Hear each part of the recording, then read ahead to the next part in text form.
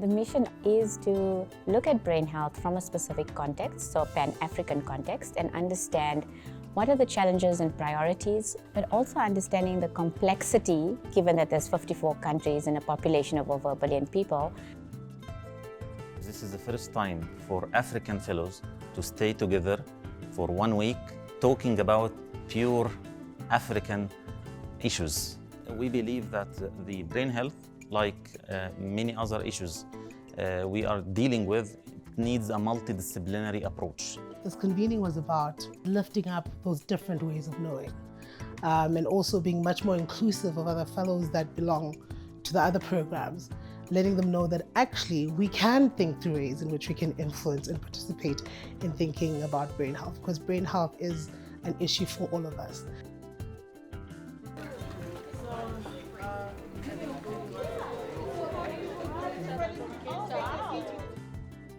I'm going to hand over to Professor Veron Harris to give us a welcome at the Nelson Mandela Foundation. Madiba told us, if you get people in a room who all agree with each other, that's not dialogue, that's a chat. Dialogue is when people who might not even want to see each other will come into a space because it's safe enough to start working on solutions together.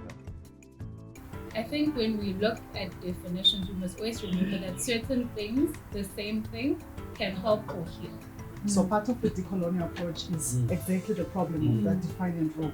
So when we speak also spirituality, it's also that misunderstanding of already what you've said, which is the original spirituality is not embedded in religion.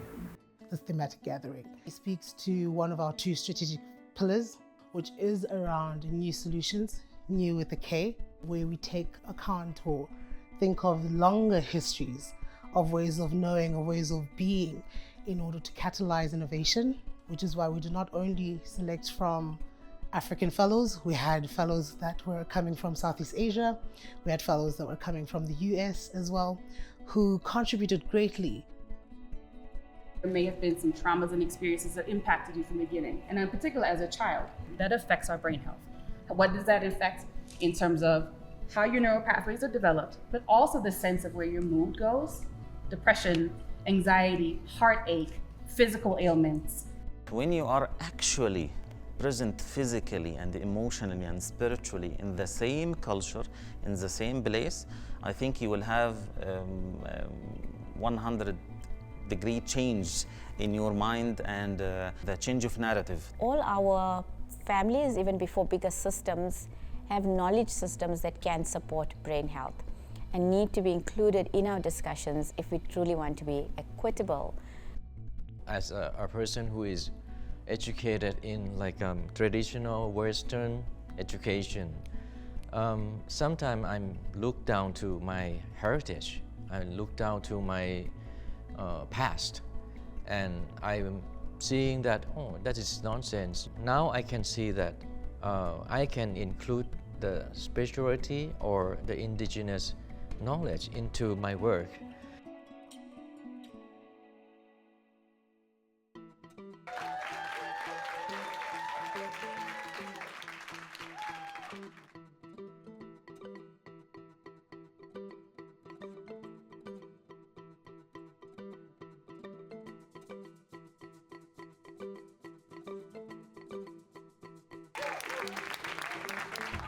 Experts estimate that Black residents in the city are expected to live 2 decades less than white residents in wealthier neighborhoods. Researcher and activist Lawrence Brown once said, and I quote, "Baltimore is ground zero for urban apartheid in America." The city has an abundance of vacant land. There are 15,000 lots of vacant throughout the city, contributing to the growing urban decay problem.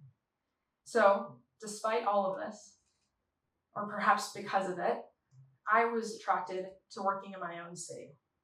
And I now run an organization that operates several urban farms in East Baltimore.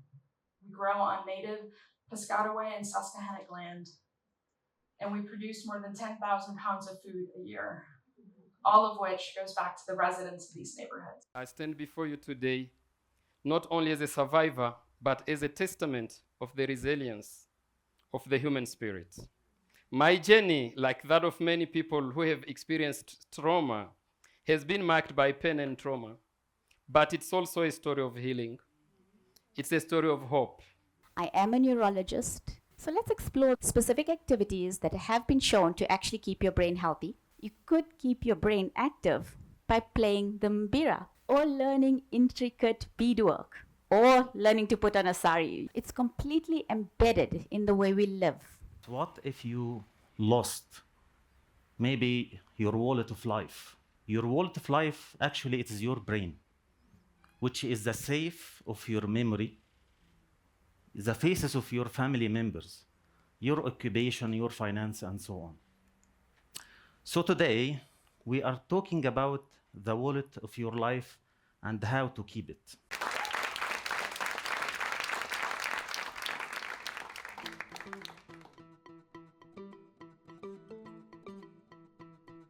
I think Johannesburg as a place provided us with a lot of opportunity to engage.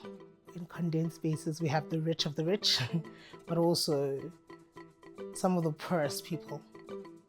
It provided us opportunities to go to various sites that were both filled with a lot of history of pain and trauma, but also provided us a glimpse of the kind of hope.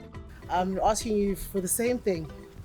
Take note, try to connect the dots, the relevancy of rebuilding a nation, how they try to do it with law, and also hopefully when we start doing our own ideation around brain health, carrying from the session this morning, what are the things we want to really necessarily have in our strategy?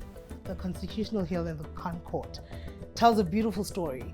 Even when the situation looks dire, you can also think of ways in which you can turn around a system.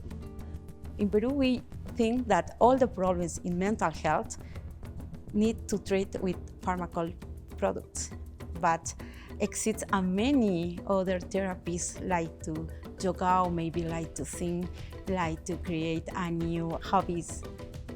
Okay, like we walk. One time you replace me, and then she walk back to. I'm so overwhelmed with the possibilities to connect with my fellows.